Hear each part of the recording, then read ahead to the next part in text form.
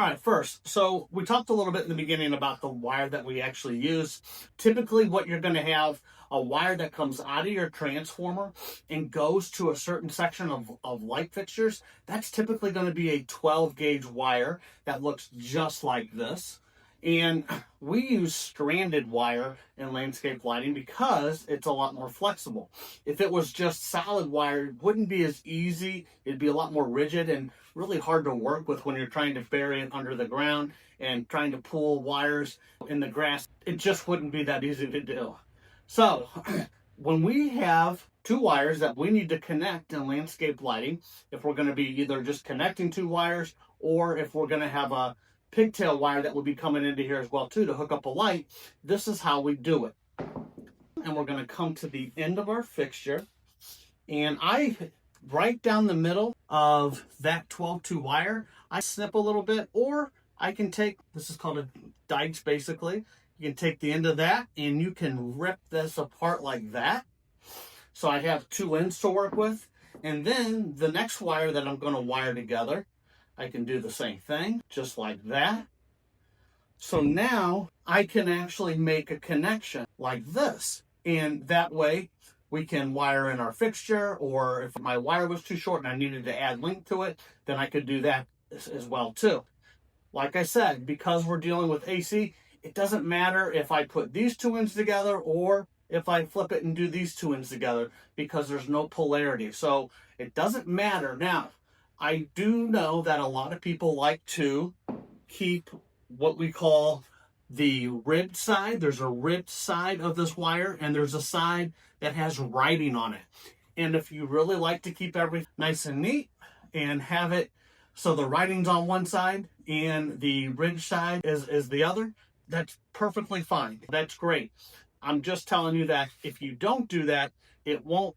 If you don't do it, you're still going to be able to have your lights work. So if I'm going to connect these two wires together, I'm going to want to strip my wire roughly just about an inch, little over an inch, like this. So you see that right there. And I'm going to go ahead and do that again with this one here. All right, so it looks kind of like that. Now this is ready to get wired in to my other end. Now let's talk about something here. Come up here a little bit closer. You can see we have all these little strands. When I am stripping this wire, you can see how I fanned it out there. If I were to cut off some of these wires, what do you think happens? Well, we have less fixture, or we have less wire coming all the way from our transformer to our fixture. Now we just lost this. So it's almost like downsizing your wire, right? So it's becoming thinner. You're going to have more resistance. That's going to cause problems. And if I were to just only let's say I cut off half of it and I only use this half, I'm going to start to cause myself to have voltage problems, voltage drop more than we already are. Because basically these all have power coming from your transformer, but you're not using them now. So now the resistance increases and we have less conductors, these little bitty conductors here, going to our splice. So it's really critical that you pay attention to that and you're not cutting a bunch. Now, if you cut one or two, it's not the end of the world, but you just really want to be careful and try, really, in a perfect world, you're not cutting any of them. So, gonna come here, do the same thing. Okay. Now, I have my wire, and you can fan these out if you like. So I know it kind of sometimes makes a really good connection. You think of it as your fingers. When you're twisting it together, you're kind of creating it so it's really bound well together. So you come into here, and I can go like this. Now I can make a real good twist like that. And I'm actually twisting this clockwise, because if I were to use a wire nut that's screwed on, I would screw it clockwise until it went down. Just like this wire nut here. This is a little red wire nut. Now this is made for interior use only, but I did want to show it to you. But if I were to put this on, I would sit there and twist it clockwise until it got nice and tight and it locked in. And then it's good to go. But this is not, I have no idea what that just did.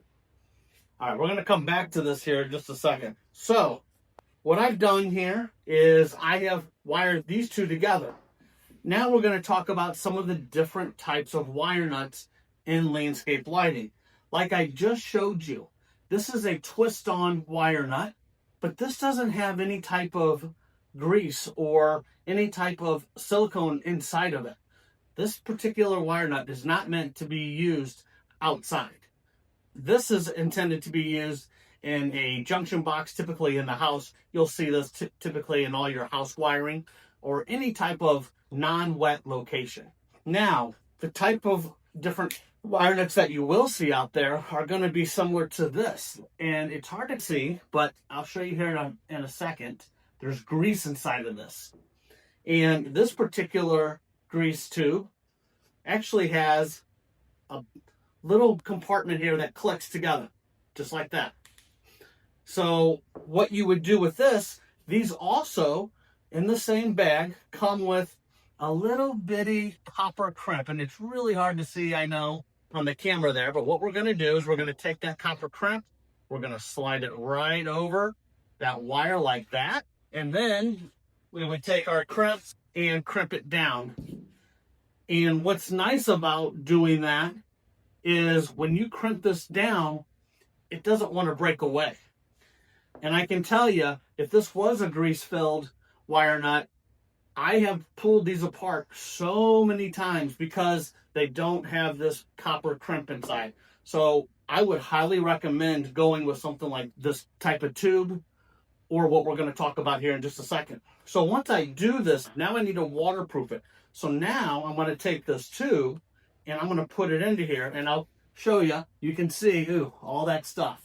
There you go. There's all the grease to keep it watertight.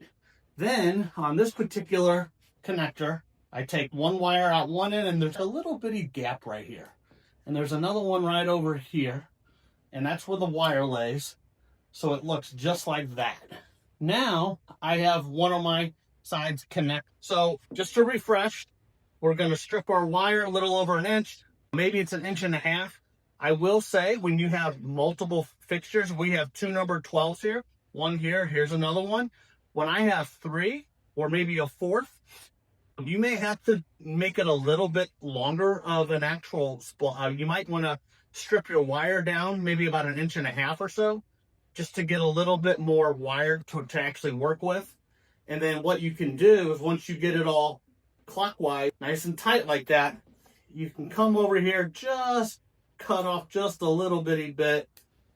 And I'm not cutting how many are in there, I'm just shortening it is all I'm doing. So I have a cleaner look like that.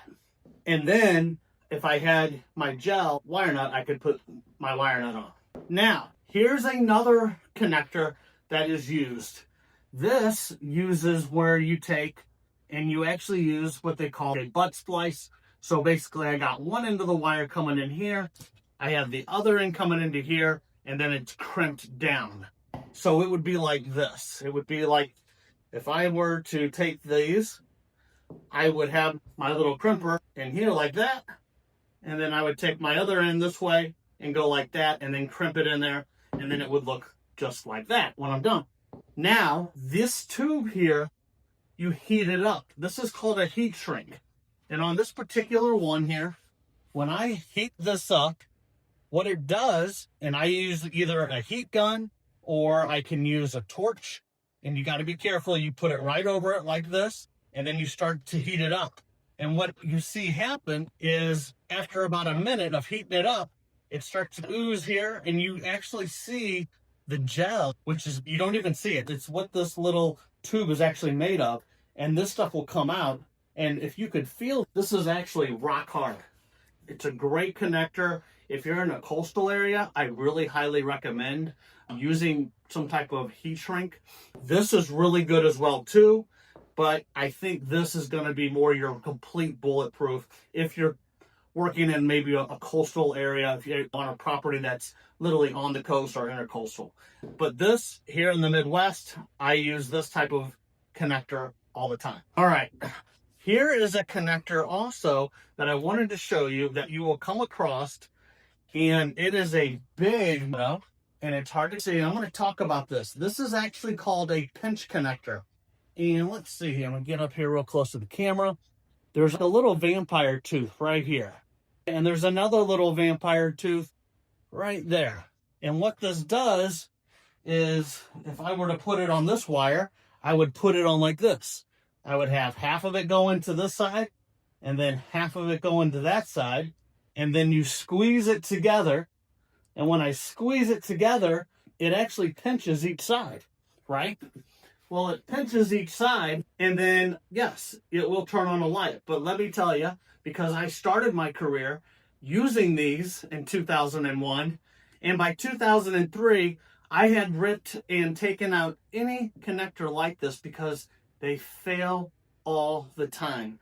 These things cost me thousands of dollars, and I'm not kidding, with go backs and headaches and trying to locate things. These are a real pain.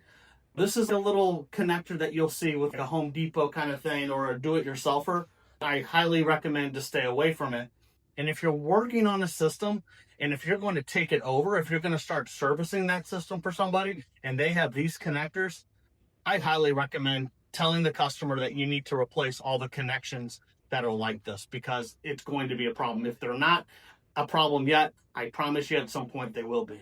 All right, guys, so these are some of the main connectors.